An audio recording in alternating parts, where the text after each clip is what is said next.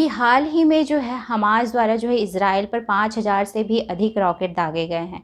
लेकिन सबसे बड़ा सवाल या मुद्दा यह है कि इज़राइल के पास खुद की जांच एजेंसी सीन बेट होने के अलावा विदेशों में जासूसी करने वाली खुफिया एजेंसी मोसाद के अलावा उनके पास ताकतवर सेना भी मौजूद है। लेकिन इन सब के बावजूद भी हमास जो है इज़राइल पर हमला कर देता है और वहाँ की खुफिया एजेंसी सीन बेट मोसाद जो है ये हमला रोकने में नाकामयाब हो जाती है और साथ ही साथ इस बात में भी नाकामयाब हो जाती है कि हमास कब से जो है ये इस हमले की तैयारी कर रहा है। इसके अलावा जो है इज़राइल और गाज़ा पट्टी के बीच बाउंड्री देखें तो बड़ी बड़ी ऊंची ऊंची दीवारें हैं। साथ ही साथ जो है इन दीवारों में कटीले बड़े बड़े तारे भी बिछाई गई हैं, ग्राउंड मोशन सेंसर्स है, कैमराज लगे हुए हैं, सिक्योरिटी गार्ड्स हैं। लेकिन इन सब के अलावा जो है हमास जो है समुद्र के रास्ते पैराग्लाइडिंग करते हुए, साथ ही साथ बुलडोज़र से दीवारों को ढहाते हुए जो है इज़राइल पर घुसपैठ करके 5,000 से भी अधिक रॉकेट जो है दागने में सफल हो जाता है। और वहाँ की एयर डिफेंस सिस्टम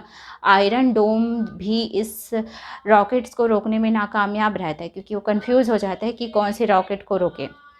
इसके बाद दूसरा सबसे बड़ा क्वेश्चन मार्क यह है कि क्या हमास ने सिर्फ अभी ही हमला क्यों किया, क्या रीज़न था अभी हमला करने का।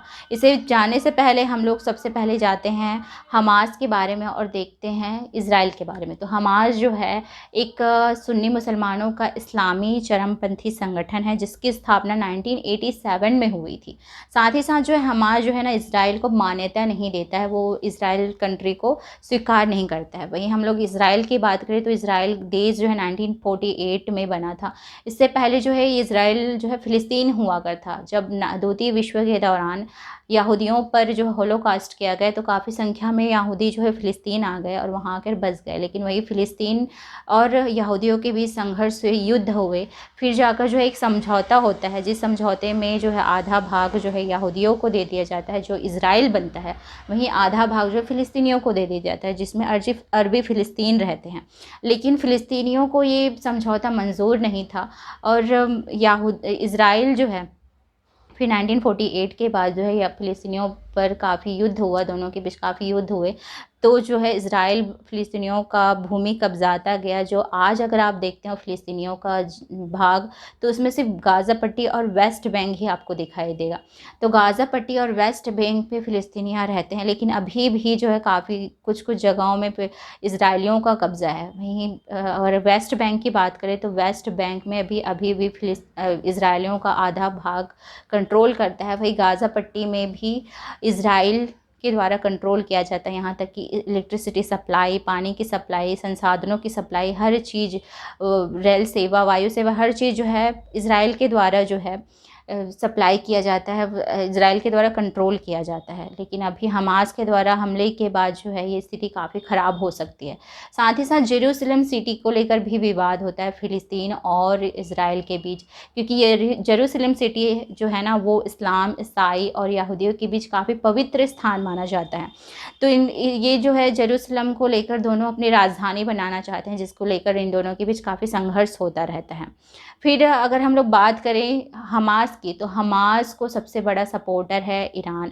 ईरान जो है फ़िलिस्तीनी और हमास और हिज़्बुल्लाह को भी काफ़ी अधिक सपोर्ट करता है। हिज़्बुल्लाह जो है लेबनान में स्थित एक आतंकवादी संगठन है जो वहाँ से रहकर अपनी आतंकवादी गतिविधियों को जो है अंजाम देता रहता है।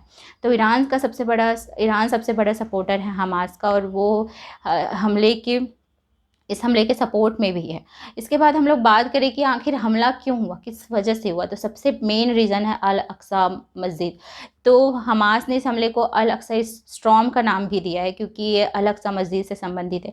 तो अल अक्सा मस्जिद में ना उनका कहना है हमास का कि अल अक्सा मस्जिद में इजरायली सैनिकों के द्वारा आम नागरिकों पर अत्याचार किया जाता था, उनको मस्जिदों में मारा पीटा जाता था। लेकिन वही इजरायली सैनिक का कहना है कि वहाँ के नागरिक जो है, आम नागरिक उन पर पत्थर फेंकते थे, नारेबाजी करते थे, जिसकी वजह से उनको ये जो है हिंसा थोड़ा करना पड़ा।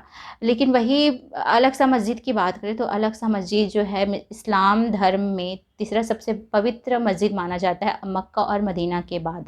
ये जेरूसलम सिटी में लोकेटेड है अल अक्सा मस्जिद, जिसकी वजह से इस बात का बदला लेने के लिए इजरायली सैनिकों को द्वारा जो किए गए काम थे, जो हमले थे, उसके बदला लेने के लिए हमास ने ये हमला किया है, ऐसा उनका कहना है।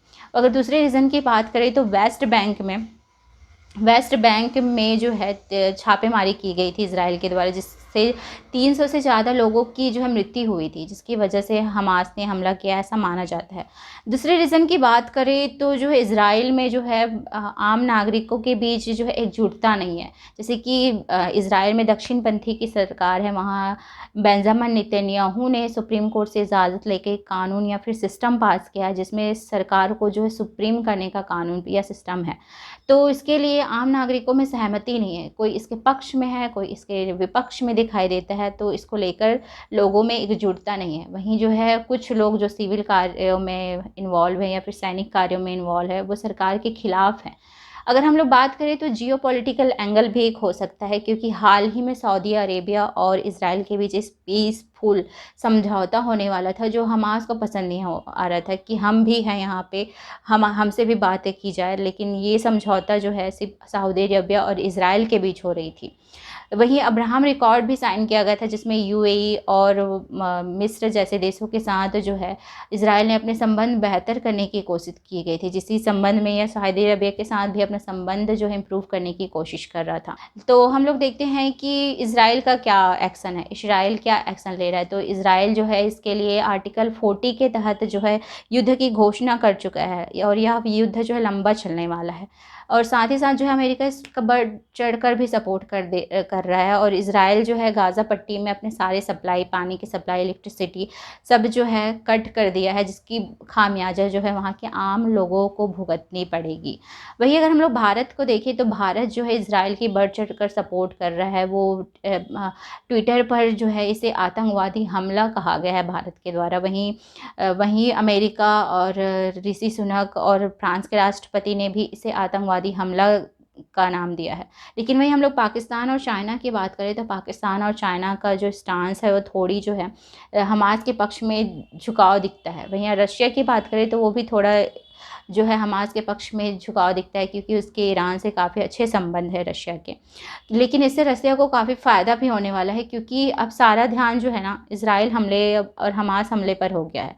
लेकिन वही यूक्रेन और रशिया का युद्ध चल रहा था, उस पे ध्यान हट जाएगा लोगों का, और इसका सारा ध्यान लोगों को जो है हमास के हमले पर हो जाएगा इज़राइल के लिए। और सारी जो सपोर्ट है, सारे जितने भी डोनेशन जाते थे यूक्रेन को, अब वो इज़राइल को जाने वाला है। तो इसके लिए यूक्रेन को तो घाटा होगा, लेकिन इसका जो है रशिया को काफ़ी फ़ायदा होने वाला है।